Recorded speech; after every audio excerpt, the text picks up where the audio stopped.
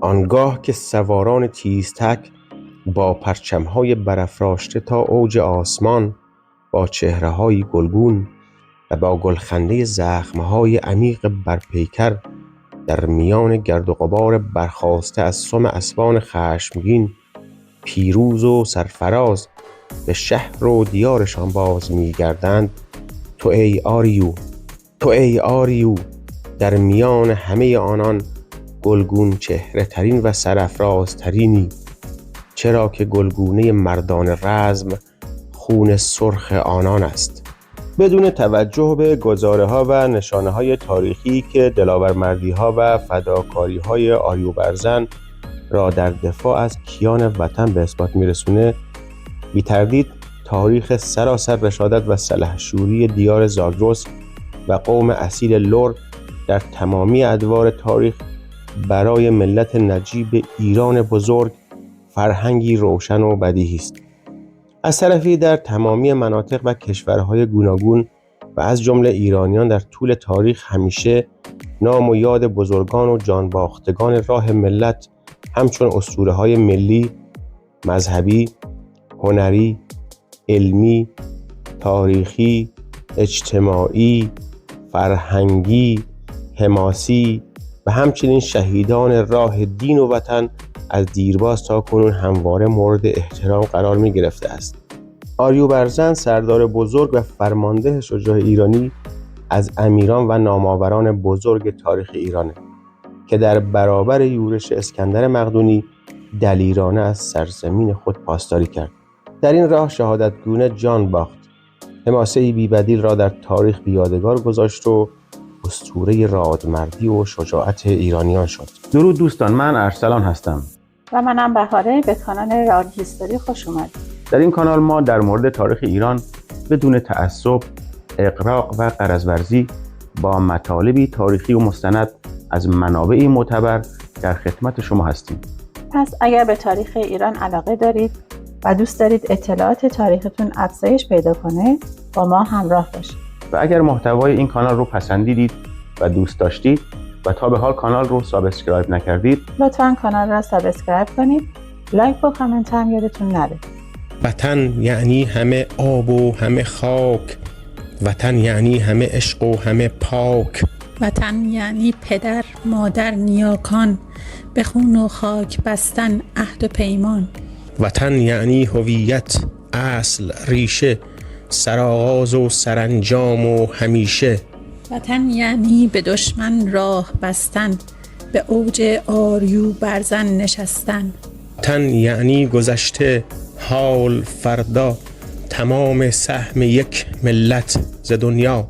وطن یعنی چه آباد و چه ویران، وطن یعنی همینجا، یعنی ایران. ابیاتی از شعری بیادماندنی از استاد علیرضا شجاعپور در خصوص وطن. تاریخ ایران پر از سرداران رشیدیه که برای پاسداری از وطن شجاعانه ایستادگی کرده و در راه حفظ خاک خود جان سپرده‌اند.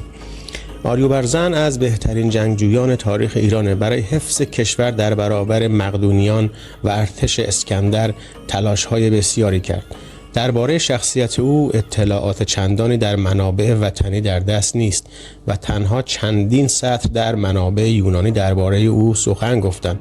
آنچه مورخان ایرانی درباره آریوبرزن نوشته‌اند بر پایه اطلاعاتی است که از مطالب موجود در منابع یونانی گردآوری کرده‌اند. آریوبرزن از اشرافزادگان و سرداران بزرگ تاریخ ایران در دوره پادشاهی داریوش سوم آخرین شاه هخامنشی است که در سال 331 پیش از میلاد در برابر حملات اسکندر مقدونی در نبرد دربند پارس در ایران جنگید و در راه حفظ وطن با خلق حماسه‌ای بزرگ جان خود را فدا کرد. آریوبرزن سردار بزرگ ایرانی و از جنگجویان بزرگ تاریخ ایران در زبان پارسی با عنوان آریابرزن به معنی ایران شکوهمنده. به گفته منابع تاریخی آریوبرزن در سال 368 پیش از میلاد به دنیا میاد و در سال 331 پیش از میلاد در جنگ دربند پارس توسط مقدونیان کشته میشه. درباره نسب آریوبرزن نظرات مختلفی ذکر شده. برخی منابع پدر او را فارنابازوس و مادرش را آبهاما دختر اردشیر دوم هخامنشی ذکر کردند، اما بعضی دیگر او را پسر آرتاباز و نوه فارنابازوس می‌دونند. رشادت‌های آریوبرزن در جنگ با یونانیان سبب شد که منابع یونانی وی را با لئونیداس سردار قهرمان اسپارتی جنگ ترموپیل در دوره پادشاهی خشایارشا مقایسه کنند. جنگ دربند پارس نیز شباهت بسیاری به جنگ ترموپیل دارد و نحوه مرگ این دو شخصیت نیز بسیار شبیه به هم است. تفاوت آریوبرزن و لئونیداس در این است که از دلاوری‌های لئونیداس در یونان تقدیر شد و روی قبرش کتیبه‌ای از عملکرد او نصب کردند تا در تاریخ جاودانه بماند، اما در ایران برای آریوبرزن چنین نکرد. در منابع تاریخی به جای مونده از دوره هخامنشی اطلاعاتی از آریوبرزن به جای نمونده، اما در کتاب‌های یونانی چون آناباسیس اسکندر نوشته آریان فیلسوف و مورخ یونانی در قرن دوم میلادی و کتابخانه‌های تاریخی اثر دیودور سیسیلی و کتاب تاریخ اسکندر نوشته کنت کورس که چند سطری درباره جنگ معروف دربند پارس و دلاوری‌های آریوبرزن سردار بزرگ ایرانی نوشتند. اگر محتوای این کانال رو پسندیدید و دوست داشتید و تا به حال کانال رو سابسکرایب نکردید، لطفاً کانال را سابسکرایب کنید. لایک و کامنت هم یادتون نره. اسکندر مقدونی در سال 331 پیش از میلاد بعد از پیروزی در نبرد گوگمل، سومین جنگ با داریوش سوم هخامنشی و شکست ایران، بر شوش و بابل مسلط شده و برای دستیابی به تخت جمشید پایتخت ایرانیان روانه آنجا شد. او برای دستیابی به پایتخت ارتش خود را دو بخش کرد. یک بخش را به فرماندهی پارمنیون از راه جلگه بهبهان روانه تخت جمشید کرد و خود با سپاه سباکسرهه راه کوهستان را پیش گرفت تا نیروهای نظامی ایران که در تنگه دربند پارس مستقر شده بودند را شکست دهد. تنگه دربند پارس نبردگاه آریوبرزن و اسکندر میشه. ناآشنایی اسکندر با منطقه به سود پارسیانه. اسکندر مدتی رو به دنبال راهی برای دور زدن تنگه میگرده و چون راهی پیدا نمی‌کنه به حیله جنگی ترموپیل متوسل میشه، تا اینکه چنانچه تاریخ‌نگاران یونانی می‌نویسند چوپان یا فردی محلی راه گذر از کوهستان رو به اسکندر نشون میده و اسکندر با همراهی دو فرمانده خود فیلوتاس و کراتروس آریوبرزن و افرادش را از سه جهت مورد هجوم قرار میدن. پارسیان به شدت غافلگیر میشن و بسیاری از اونا کشته میشن، اما آریوبرزن و چند تن از سوارکاران موفق به فرار میشن. آریوبرزن چون از محاصره بیرون میاد به سوی پارسه میره تا به نیروهای نظامی محلی بپیونده، اما فرماندار شهر که از شکست آریوبرزن مطلع میشه و میدونه که اسکندر شکست ناپذیره، آریوبرزن رو نمیپذیره. به روایتی آریوبرزن با 40 سوار و 5000 نیروی پیاده خود به سپاه دشمن حمله کرده و خط محاصره مقدونیان را در هم شکست و تلفات سختی به آنها وارد کرد. او قصد داشت تا پیش از یونانیان خود را به تخت جمشید برساند و پایتخت را نجات دهد، اما سپاهیانی که از راه جلگه به سوی پارسه رفته بودند پیش از رسیدن آریوبرزن به پایتخت تخت جمشید را تصرف کردند و بدین ترتیب پایتخت سقوط کرد.